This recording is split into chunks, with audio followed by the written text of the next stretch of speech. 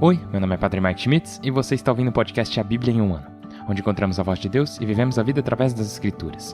O podcast original, The Bible in a Year, foi produzido pela Ascension e essa é a versão brasileira, traduzida pelo Heitor e dublada pelo Leandro. Usando a linha do tempo da Bíblia Grande Aventura, nós vamos ler de Gênesis até Apocalipse, descobrindo como se desenrola a história da salvação e como nos encaixamos nessa história hoje. É o dia 130, e hoje vamos ler o segundo livro de Samuel, capítulo 12, o primeiro livro de Crônicas, capítulo 16, e rezar o Salmo 51, o Salmo do arrependimento de Davi. Porque, como vamos ver aqui no segundo livro de Samuel, capítulo 12, ele será chamado ao arrependimento.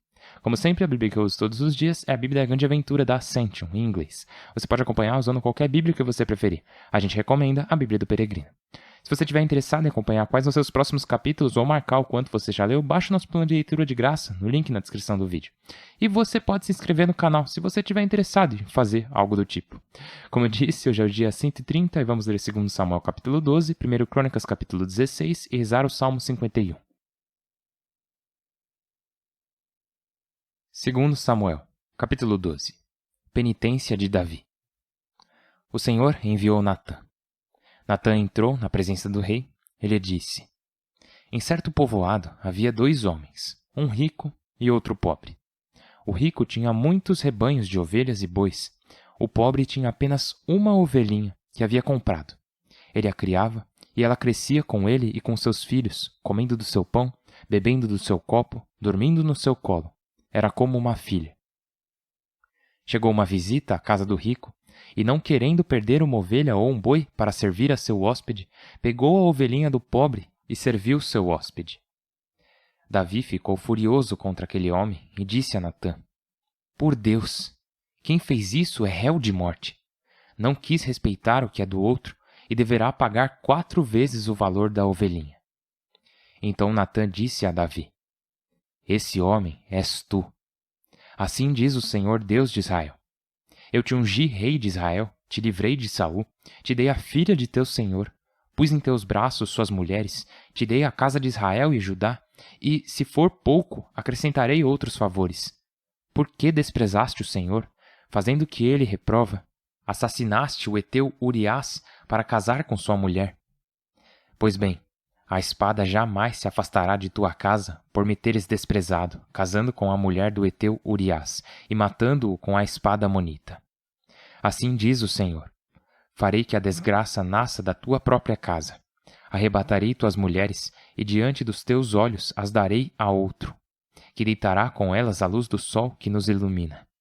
Tu agiste às escondidas, mas eu o farei diante de todo Israel em pleno dia. Davi disse a Natã: Pequei contra o Senhor. Natã respondeu: O Senhor já perdoou teu pecado. Não morrerás, mas por teres desprezado o Senhor com o que fizeste, o filho que nasceu para ti morrerá. Natã foi para casa. O Senhor feriu o bebê que a mulher de Uriás havia dado a Davi, e ele caiu gravemente doente. Davi pediu a Deus pela criança, prolongou seu jejum e de noite deitava no chão. Os anciãos de sua casa tentaram levantá-lo, mas ele se recusou, nem quis comer nada com eles. No 7º dia, a criança morreu. Os cortesãos de Davi temeram dar-lhe a notícia de que a criança morrera, pois comentavam: Se quando a criança estava viva, nós falávamos ao rei e ele não nos escutava, como lhe diremos agora que a criança morreu? Cometerá alguma loucura. Davi percebeu que seus cortesãos cochichavam e adivinhou que a criança tinha morrido. Perguntou-lhes: A criança morreu? Eles disseram: Sim.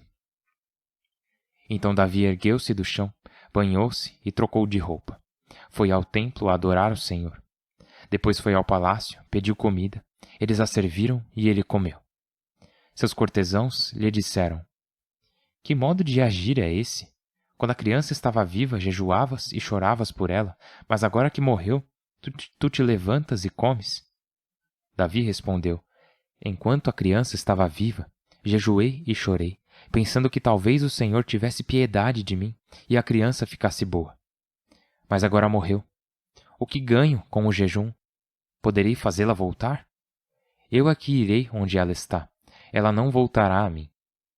Depois consolou sua mulher Betsabeia, foi e deitou-se com ela. Betsabeia deu à luz um filho, e Davi o chamou Salomão. O Senhor o amou, e enviou o profeta Natã, que lhe pôs o nome Gebedias, por ordem do Senhor. Enquanto isso, Joabe tinha atacado a capital dos amonitas e se apoderara dela. Enviou mensageiros para dizerem a Davi: Ataquei Rabá, conquistei o bairro dos reservatórios, mobiliza os reservistas, acampa contra a cidadela e ocupa-a. Do contrário, eu a conquistarei e lhe porão meu nome. Davi recrutou os reservistas, foi a Rabá, atacou e conquistou-a. Tirou a coroa de Melcom, que pesava 30 quilos de ouro, com uma pedra preciosa que Davi pôs em seu diadema, e levou imensos despojos da cidade. Fez sair todos os habitantes e os pôs a trabalhar com serras, picaretas e machados, e a trabalhar nas olarias. Fez o mesmo com todos os povoados dos amonitas. Depois, Davi voltou a Jerusalém com todo o exército. 1 Crônicas, capítulo 16. A arca na tenda. Introduziram a arca de Deus e a instalaram no centro da tenda que Davi havia preparado. Ofereceram a Deus holocaustos e sacrifícios de comunhão. E quando Davi terminou de oferecê-los, abençoou o povo em nome do Senhor. Depois distribuiu a todos os israelitas, homens e mulheres, um pedaço de pão, um pedaço de carne e um bolo de uvas passas para cada um. Constituiu alguns levitas a serviço da arca do Senhor, para que invocassem, dessem graças e louvassem o Senhor, Deus de Israel. Asaf, chefe, Zacarias, segundo, depois Osiel, Semiramote, Jaiel, Matatias, Eliabe, Banaías, Obed-edom e Jeiel, com harpas e cítaras. Asaf tocava os símbolos.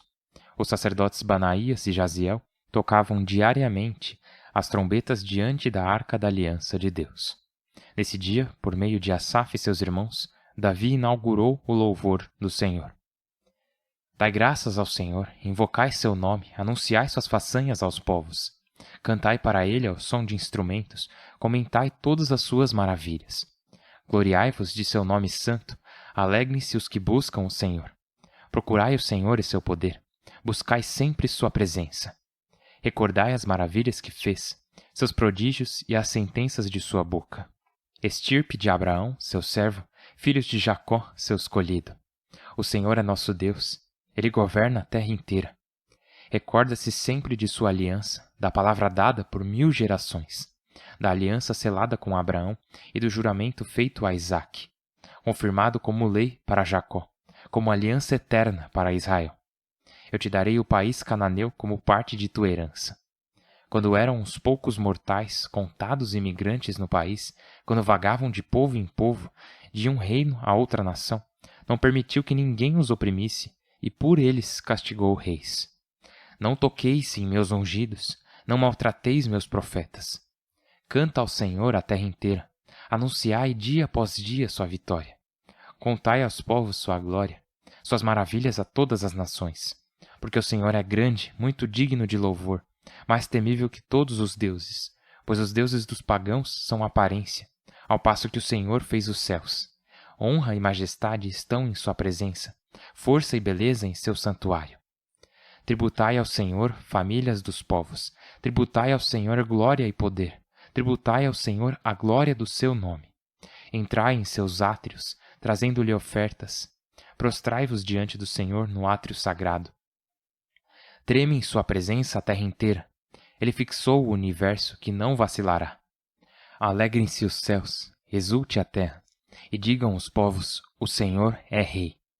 Ressoe o mar e tudo o que ele contém. Exulte o campo e tudo o que há nele. Aclamem as árvores silvestres diante do Senhor que está chegando. Está chegando para governar a terra. Dai graças ao Senhor porque é bom, porque sua misericórdia é eterna. Dizei, salva-nos, Senhor Deus nosso, reúne-nos do meio dos pagãos, e daremos graças a teu nome santo, e louvar-te será nossa glória. Bendito o Senhor Deus de Israel, desde sempre e para sempre. Todo o povo respondeu, Amém, Aleluia. Ele deixou Asaf e seus irmãos para que cuidassem da arca da aliança do Senhor e prestassem diante dela seu serviço permanente, conforme os ritos de cada dia. Nomeou porteiros Obed-edom, filho de Iditum, Ozã, e 68 de sua família. encarregou o sacerdote Sadoc e seus irmãos sacerdotes do santuário do Senhor, que se encontrava na ermida de Gabaá, para que oferecessem diariamente ao Senhor no altar o holocausto da manhã e da tarde, de acordo com tudo que está escrito na lei que o Senhor prescreveu a Israel. Com eles, Emã e Ditum e os outros escolhidos e designados nominalmente para cantar ao Senhor, sua misericórdia é eterna. Estes tinham trombetas e símbolos, e outros instrumentos para acompanhar os cantos do Senhor. Os filhos de Iditum eram porteiros. A seguir, todos partiram, cada qual para sua casa, e Davi foi abençoar sua casa. Salmo 51. Misericórdia, ó Deus, por tua bondade, por tua imensa compaixão, apaga minha culpa, lava inteiramente meu delito e limpa meu pecado. Pois eu reconheço a minha culpa e tenho sempre presente o meu pecado. Somente contra ti eu pequei, cometi a maldade que reprovas. Que teus argumentos te façam justiça e saias inocente no julgamento. Olha, eu nasci culpado, minha mãe me concebeu pecador. Tu queres sinceridade interior e no íntimo me inculcas sensatez. Limpa-me do pecado com ísopo. Lava-me até eu ficar mais branco do que a neve. Anuncia-me júbilo e alegria, e rejubilem os ossos triturados.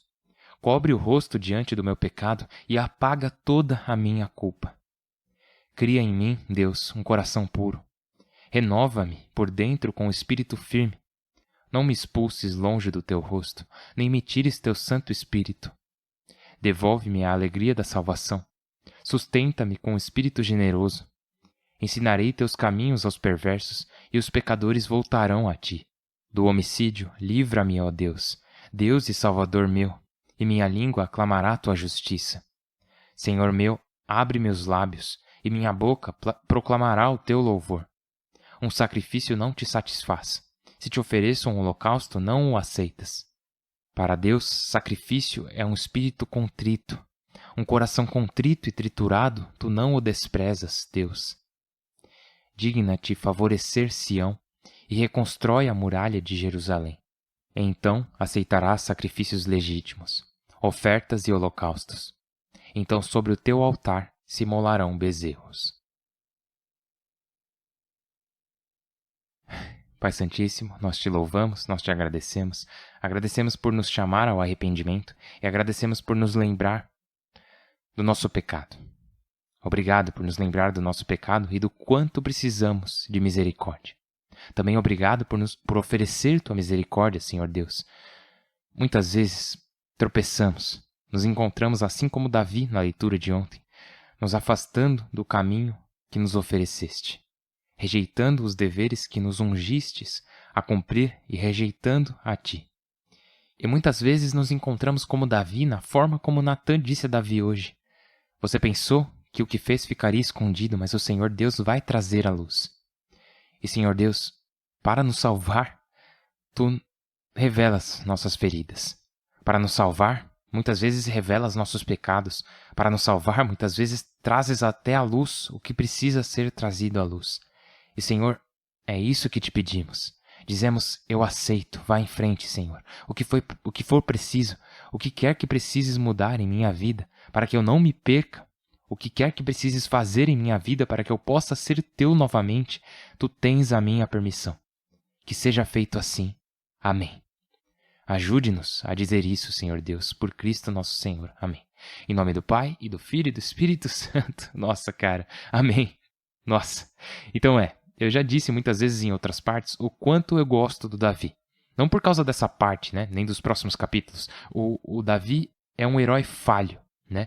E no capítulo 11, no capítulo 12 hoje, e também no capítulo 13 amanhã, nos próximos capítulos, nós vamos ver mais o Davi humano, o Davi pecador. Acho que talvez esse até seja um dos motivos pelos quais eu gosto tanto dele. De novo, não é porque eu gosto das escolhas dele, né? Quando ele escolhe o mal, quando ele escolhe o pecado, mas porque é que eu acho que muitos de nós nos vemos nessas pessoas citadas na Bíblia. Por exemplo, o Saul, né? O rei Saul, que estava sempre muito preocupado com o que as outras pessoas pensavam dele. Podemos nos ver nele, na forma como a vaidade vai crescendo e pode nos afastar de sermos as pessoas que Deus nos chamou a ser. Pode até nos afastar do próprio Deus. E com Davi também, que tenta encobrir seu pecado, tenta esconder sua falha das outras pessoas. E Deus, para salvá-lo, traz esse pecado para a luz. Essa é uma das razões pelas quais eu gosto tanto do Davi. De novo, não é porque ele é perfeito, mas porque, para mim, ele é um exemplo da capacidade do Senhor de nos resgatar. Do desejo do Senhor de nos salvar, mesmo que esse resgate seja doloroso para nós. E vemos isso em nossas vidas, né? Porque, olha, Deus te ama. Você que está ouvindo isso agora, Deus te ama. E tem situações em que o amor de Deus, tem situações em que o Senhor tem que expor o que foi encoberto. Ele tem que trazer para a luz o que foi feito na escuridão. E ele não faz isso porque ele te odeia. Ele não faz isso porque ele quer te punir. Ele faz isso porque ele te ama. E às vezes a única coisa que te impede de cair depois de tropeçar é bater com as mãos em alguma coisa antes de ir pro chão, né? Às vezes o que te salva de cair com tudo é bater em outra coisa antes. Então, Deus envia o profeta Natan até Davi para segurar ele antes que ele caia com tudo, mesmo que doa. E fala lá que Deus te perdoou. Natan fala para o Davi, Deus te perdoa, mas o que você fez tem consequências. E a desgraça nascerá da sua própria casa. Inclusive, no capítulo 13, amanhã, vamos ver um dos primeiros sinais da família de Davi desmoronando. A família de Davi se destruindo. E Davi falhando bastante como pai. Ele pode ter sido um bom rei, um rei ótimo, muito bom, mas ele falha como pai.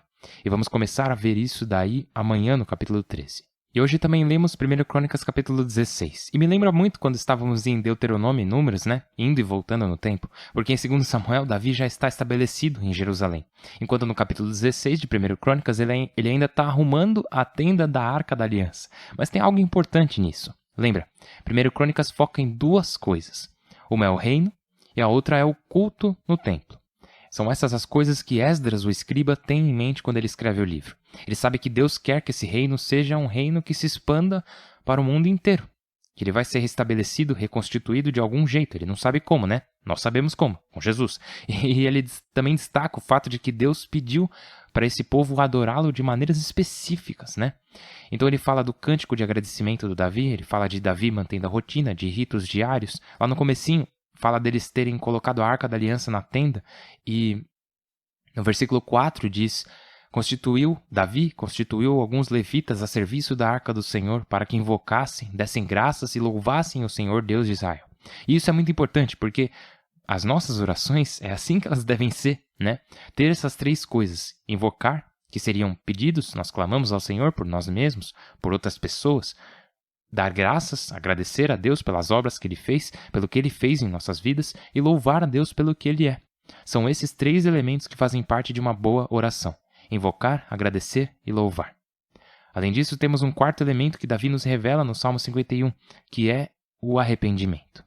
Então são esses quatro elementos: invocar, pedir a Deus por ajuda, para nós mesmos, pelos outros, agradecer a Deus, louvar a Deus e voltar para Deus em arrependimento. Seria muito bom se a gente conseguisse colocar esses quatro elementos nas nossas orações diárias. Eu tenho certeza que nossa rotina de oração ficaria bastante saudável. Ai. Vamos continuar essa jornada juntos? Esse foi o dia 130. Vocês estão indo muito, muito bem. Continuando fiéis e comprometidos, continuando parte dessa comunidade. E de verdade, por favor, saibam que eu estou rezando por vocês todos os dias. Eu sei que vocês estão rezando por mim, pois eu consigo ver a graça de suas orações na minha vida. Então, por favor, rezem uns pelos outros. Meu nome é Padre Mike. Eu posso esperar para te ver amanhã. Deus abençoe.